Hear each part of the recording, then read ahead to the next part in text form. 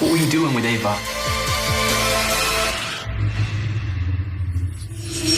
तो ये है एक्स मसीना मूवी और मूवी स्टार्ट होती है ब्लू बुक नामक एक सर्च इंजन कंपनी से जो बिल्कुल गूगल की तरह होती है। ब्लू बुक में कैलेब नाम का बंदा प्रोग्रामर के तौर पर काम करता है। एक दिन उसे बताया जाता है कंपनी के कॉन्टेस्ट को उसने जीत लिया है। उसे एक हफ्ते के लिए कंपनी के सीईओ नेथन के घर पर वेकेशन मनाने का मौका मिलेगा। नेथन सिटी से दूर जंगल के बीच अकेले अपने आलीशान घर में रहता है। अब ऐसा क्यों है आगे पता चलेगा। अब कंपनी का हेलीकॉप्टर कैलेब को आइसोलेटेड जगह पर ले जाता है। कैलेब के उतरने के बाद पायलट उसे एक हफ्ते बाद यहीं से पिक करने को बोलकर चला जाता है। कैलेब पायलट के बताए अनुसार आगे बढ़ता है। आगे उसे घर मिलता है जो पूरी तरह कंप्यूटराइज होता है। घर के डोर से कैलेब का एक कार्ड निकलता है जिसके जरिए वो अंदर पहुंच जाता है। अंदर से घर बहुत आलीशान होता है। वहाँ उसकी मुलाकात नेथन से होती है। नेथन उसे समझाता है अभी वो जिस कार्ड के जरिए अंदर आया है उसके जरिए वो बहुत सारे कमरों में जा सकता है, पर जिस कमरे में उसका कार्ड काम न करे उसके अंदर वो जाने की कोशिश न करी। नेथन उसे कॉन्ट्रैक्ट पर साइन भी करवाता है जिसके मुताबिक उसने यहाँ क्या देखा क्या किया किसी को कुछ नहीं बता सकता।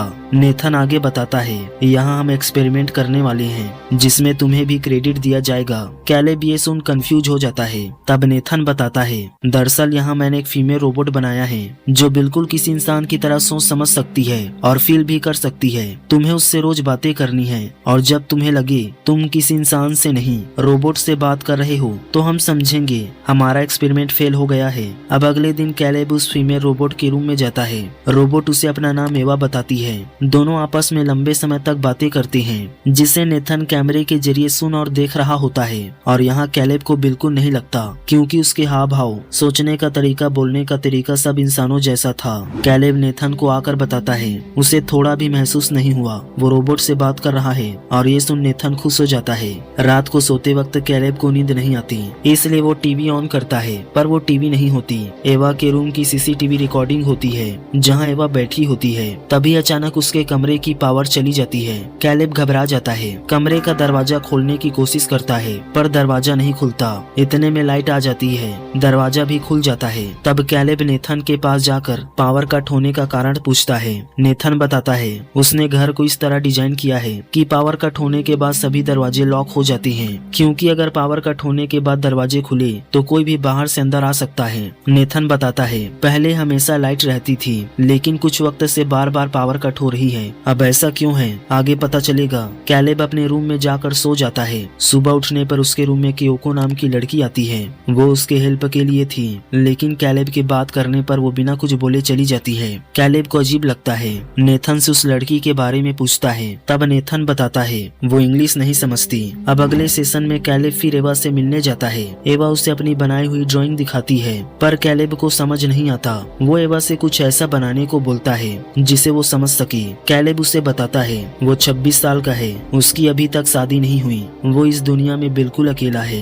एक कार एक्सीडेंट में उसके माता पिता मारे गए थे। एवा इस बात पर दुख जताती है। फिर दोनों की बातें स्टार्ट हो जाती है। इतने में अचानक फिर पावर कट हो जाती है। एवा के हाव भाव बदल जाते हैं। वो कैलेब को सतर्क करते हुए कहती है उसे नेथन पर भरोसा नहीं करना चाहिए। नेथन बुरा आदमी है। एवा बताती है वो ही पावर कट करती है और इस वक्त नेथन ना तो हमें सुन सकता है और ना ही देख सकता है। अगले ही पर लाइट आ जाती है और कैलेब पूरी तरह कंफ्यूज हो जाता है कि आखिर एवा ने उसे ये सब क्यों बताया। कैलेब नेथन के पास सेशन का रिपोर्ट देने जाता है। नेथन पूछता है लाइट जाने के दौरान दोनों के बीच क्या बातें हुई। कैलेब सच नहीं बताता झूठ बोलते हुए कहता है उन दोनों के बीच कोई बातें नहीं हुई। दरअसल यहाँ कैलेब एवा की ओर अट्रैक्ट होने लगा था। अब नेथन कैलेब को उस जगह ले जाता है जहाँ उसने एवा को बनाया था।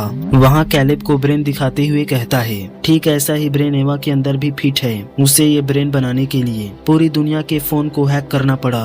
उसने उनकी बातें सुनी उनके मूवमेंट को ट्रैक किया फिर सबके कॉम्बिनेशन से उसने ये ब्रेन बनाया। इससे एवा का ब्रेन इतना परफेक्ट बन गया है कि कोई नहीं बता सकता एवा एक रोबोट है या फिर एक इंसान। अगले सेशन में कैलेब फिर एवा से मिलता है। एवा उसे अपनी बनाई नई ड्राइंग दिखाती है और फिर कैलेब कैलेब को आंखें बंद करने के लिए कहती है। अब अंदर से एवा बिल्कुल इंसानों जैसे ड्रेस पहन कर आती है। कैलेब से कहती है, तुम मुझे पसंद करते हो। कैलेब के मना करने पर एवा कहती है, तुम झूठ बोल रहे हो, तुम्हारे फेस के एक्सप्रेशन से साफ नजर आता है तुम मुझे पसंद करते हो। मैं तुम्हारे साथ डेट पर जाना चाहती हूँ। सेशन के बाद कैलेब नेथन के पास जाकर उसे बताता है एवा बहुत शातिर है। लोगों के हाव भाव देखकर उनकी इमोशन समझ जाती है, उनके साथ झूठ को भी पकड़ लेती है। नेथन कहता है, मैंने उसे सिर्फ इंसानों जैसा बनाया है, बाकी चीजें तो वो खुद ही सीख रही है। कैलेब कहता है, उसने उसे लड़की ही क्यों बनाया? नेथन बताता है, एवा हर तरह से लड़की जैसी है, फिजिकली और इमोशनली भी।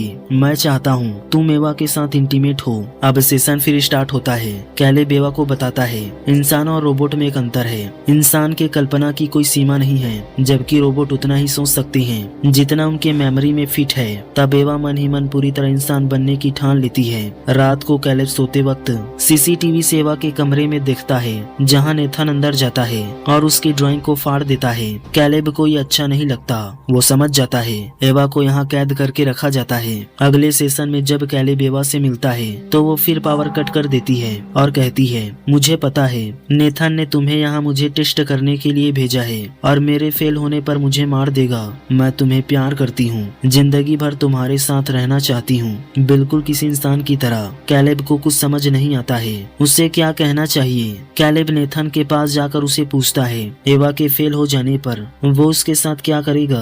नेथन कहता है वो उसके सभी बॉडी पार्ट्स को अलग करके उसका ब्रेन निकाल लेगा और उसके ब्रेन से सभी पुरानी यादें मिटाकर उसे और भी एडवांस बनाएगा।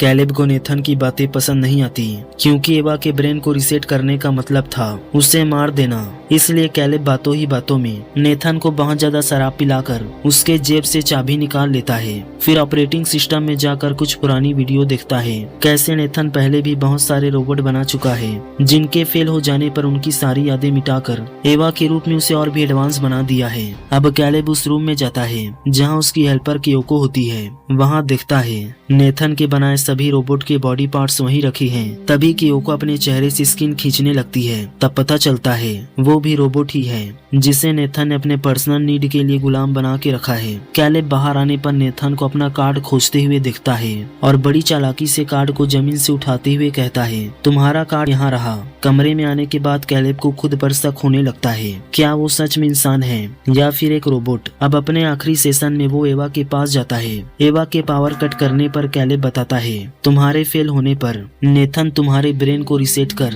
तुम्हारी बॉडी कमबोर्ड में रख देगा, मतलब तुम मारी जाओगी। एवा कैलेब से उसे बचाने की गुजारिश करती है। तब कैलेब एक प्लान बनाते हुए कहता है, मैं नेथन को बहुत ज्यादा शराब पिलाने के बाद उसका कार्ड चुरा लूंगा, फिर ऑपरेटिंग सिस्टम से सारा फंक्शन रिवर्स कर दूंगा, मतलब तुम्हारे पावर कट करते ही सारे दरवाजे खुल जाएंगे और हम दोनों यहाँ से भाग जाएंगे। एवा ये सुन बहुत खुश होती है। अब कैलेब का लास्ट दिन आ जाता है। वो नेथन को शराब पिलाने जाता है, लेकिन नेथन कहता है उसने शराब पीना छोड़ दिया और फिर कैलेब से पूछता है, क्या तुम्हें लगता है एवा सच में तुम्हें प्यार करती है? कैलेब के कुछ न समझने पर वो उसे स्क्रीन के पास ले जाता है, उसे वही रिकॉर्डिंग दिखाता है जिसमें कैलेब यहाँ से भागने की बात कर रहा होता है। नेथन कैलेब को बताता है वो पहले ही जानता था यहाँ के पावर कट होने के पीछे एवा का हाथ है, इसलिए उसने उसके कमरे में बैटरी से चलने वाले कैमरे को लगा दिया था।